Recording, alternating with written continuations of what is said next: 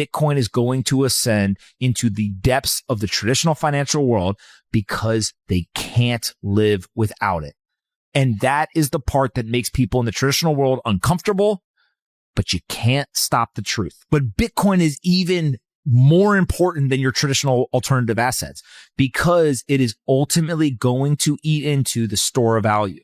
And so as that continues to happen, capital gets sucked into the hardest money in existence, and Bitcoin is the hardest money. And so as soon as you understand that, bam, you updated your goggles, you see the new world for what it is, you completely change the way that you look at a bunch of different things, and that is the intelligence test of where we're headed. And I think that's why you see all of these companies, people trying to buy Bitcoin, Coinbase getting into the S&P, all those things you just mentioned. It all comes back to, guess who's driving all of that?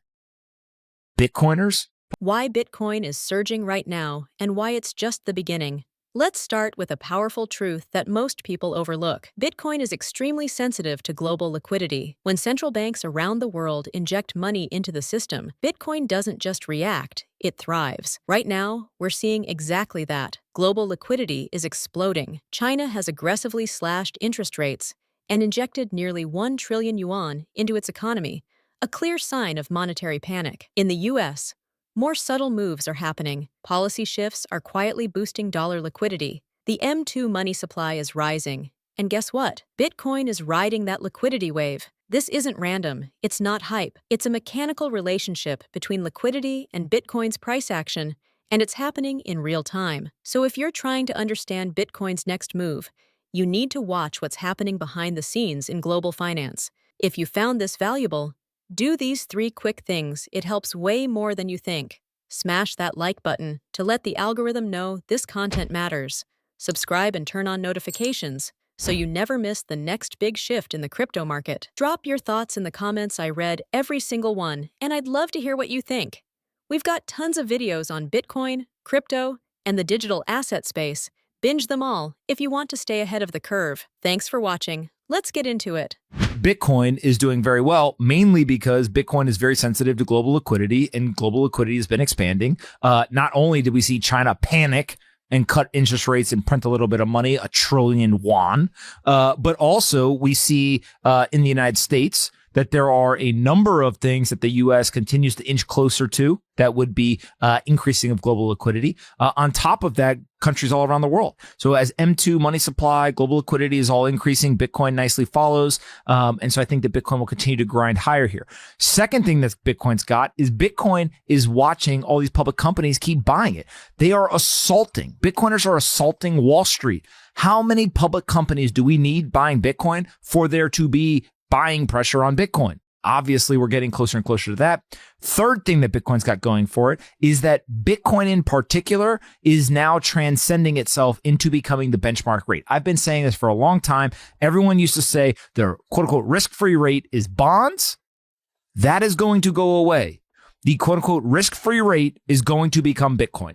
And it is for the younger generation already. Those younger people are going to grow older. The older people love you, but you're going to be gone. And so there you're going to have the new benchmark rate is going to be Bitcoin. And if that is the benchmark rate, then guess what? If you can't beat it, you got to buy it. If you can't beat it, you got to buy it. There are a lot of people who can't beat Bitcoin. And so guess what? They're buying it. It is the new benchmark rate. And therefore, I think that is a 20, 30 year kind of time horizon that we're going to watch this kind of ascend to. All of finance will use Bitcoin as that benchmark rate. Naturally, that asset's going to keep going up. Everyone wants to draw a line in the sand and say, Bitcoiners, you're on one side. Traditional Wall Street, you're on the other side. Face each other like old Civil War, march across the field, fight it out. There's one winner. That's not what's happening. The Bitcoiners are walking into Wall Street, and the Wall Street bankers are putting their arms around the shoulder of the Bitcoiners, and they're saying, let's go win together. Because guess what happens? When MicroStrategy's buying more Bitcoin, the Wall Street banks, the investment bankers, they're making money. When all of a sudden you see Coinbase get into the S&P 500, the pensioners, the index funds, the S&P holders, they're all making money. And so the beauty of this is it's not a zero-sum game. For Bitcoin, the Bitcoiners, the publicly traded companies associated with Bitcoin, as they win, Wall Street is going to win too. Wall Street is not stupid. They understand if there's somewhere where money can be made, the economic incentive will bring them there. And that's why you see Wall Street embracing this. You don't raise hundreds of millions of dollars as a public company unless somebody on Wall Street's getting paid. You don't actually build these companies into multi-billion-dollar businesses without Wall Street helping you do it. I think finally, like, the incentives are aligned, if you will. Wall Street didn't like Bitcoin until Wall Street figured out how to make money with Bitcoin. Exactly. Now they're like, oh, y'all got a way for us to make money? We love Bitcoin. Yeah. Right? And so that is ultimately what we're watching happen here. Again, remember I said community notes in Bitcoin? Dapped? Guess what? Wall Street Bitcoiners, dapped. Like, someone get him off the internet. They understand exactly now how to take this new thing. It's a shiny toy that brings new clients, new revenue, new profits. Yeah. If you go to a Wall Street bank and say, I can bring you clients, revenue, and profits, guess what they say? Why don't you sit down here, young man? We have a nice little spread for you. We could eat over a nice meeting where we try to take your soul. Oh my gosh. Because ultimately that is where this is all headed, is Bitcoin is going to ascend into the depths of the traditional financial world because they can't live without it. And that is the part that makes people in the traditional world uncomfortable, but you can't stop the truth. But Bitcoin is even more important than your traditional alternative assets because it is ultimately going to eat into the store of value. And so as that continues to happen, capital gets sucked into the hardest money in existence, and Bitcoin is the hardest money. And so as soon as you understand that, bam, you updated your goggles, you see the new world for what it is, you completely change the way that you look at a bunch of different things, and that is the intelligence test of where we're headed. And I think that's why you see all of these companies, people trying to buy Bitcoin, Coinbase getting into the S&P, all those things you just mentioned. It all comes back to, guess who's driving all of that? Bitcoiners who see the new world for what it is, and they are the barbarians at the gate. That is our generation's version, and it's a hell of a sight to see. I know most of these people. Hell yes. Let's go. I love seeing them be ambitious and go on assault. Why Bitcoin is surging right now and why this is just the beginning. Here's a truth most people completely miss. Bitcoin is hypersensitive to global liquidity. When central banks inject money into the system, Bitcoin doesn't just react, it explodes. And right now, the liquidity floodgates are wide open. China is in full-blown monetary panic, slashing rates and injecting nearly 1 trillion yuan into its economy. In the US, it's more subtle, but just as powerful. Policies are quietly increasing dollar liquidity, and the M2 money supply is climbing fast. And what's Bitcoin doing? Soaring. This isn't luck. It's a mechanical, repeatable pattern. When global liquidity rises, Bitcoin moves. It's not hype, it's math. So if you want to know where Bitcoin is going next, don't just look at price charts, look at the money flows. We're still early in this cycle, and if you understand the signals, you can position yourself ahead of the next big wave. Let's watch more clips from the interview. To understand Bitcoin, you have to look at the world through a lens that is very different than the lens that was the accurate perspective of the world 30 years ago. And so the reason why it is so controversial is there are some people who are left in the old world. They're looking through their binoculars, but their binoculars ain't showing them how the world looks today. Instead, there's a whole new group of people. It's like a new version of the binoculars came out. They put them goggles on, and when they look through it, they see with clarity. But the people looking through the old perspective, they are wishing for a world that no longer exists. The new generation of people who understand Bitcoin, they are looking through a lens that accurately understands how the world operates today. And so that is the intelligence test of financial markets in this day and age. Do you believe in Bitcoin or do you not? If you do not, that's all I need to know, because it tells me that you have not updated your worldview yet. But if you go and you talk to the Bitcoiners, people are like, oh, the Bitcoiners are insane. They have all these crazy views, like they don't want to eat high carb, high sugar type foods. You're like, what does that have to do with Bitcoin? It's a whole worldview. It's a way of looking at what's happening around you, looking at society, looking at all this stuff.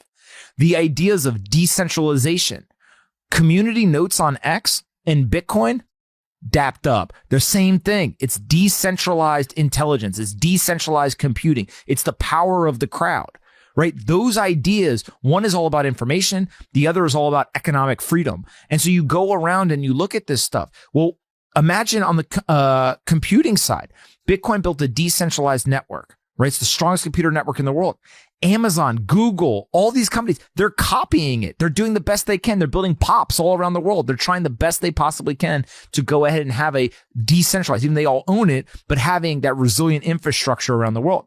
Then you go and you look at things like trade. Then you go look at things like supply chains. Then you go look at things like medicine, right? You keep going through this and you see these commonalities that go throughout society. And so to me, Bitcoin is the intelligence test. If you have the old perspective on the world, which is an outdated perspective, and you have not updated your mental software yet, you will not understand Bitcoin. But if you have updated your mental software and you understand that the world operates differently today than it did 30 years ago, and we better understand what's happening, one, you will be sympathetic to Bitcoin, but also two is it will put you in a position to better understand all of the world around you. And that, my friends, is why when stocks went down 20% earlier this year, and I was on here and I kept saying it over and over and over and over and over and over and over and over and over again, that stocks were going to go back up and that everyone who was freaking out was going to look ridiculous in hindsight.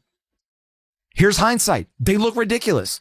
People were talking about the Great Depression. One, I went and looked at what happens when tariffs get put in place. There are still people who are arguing with me about what happens with tariffs, even though the same thing that happened in 2018 is happening now. Tariffs are deflationary. How do I know that? We've been putting tariffs on for months now. We started in February.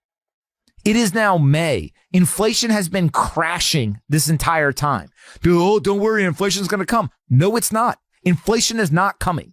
And so when you think about that, you can say that if inflation is at 1.5%, the whole thing is you have a bigger worry of deflation, of economic slowdown when you put tariffs in place.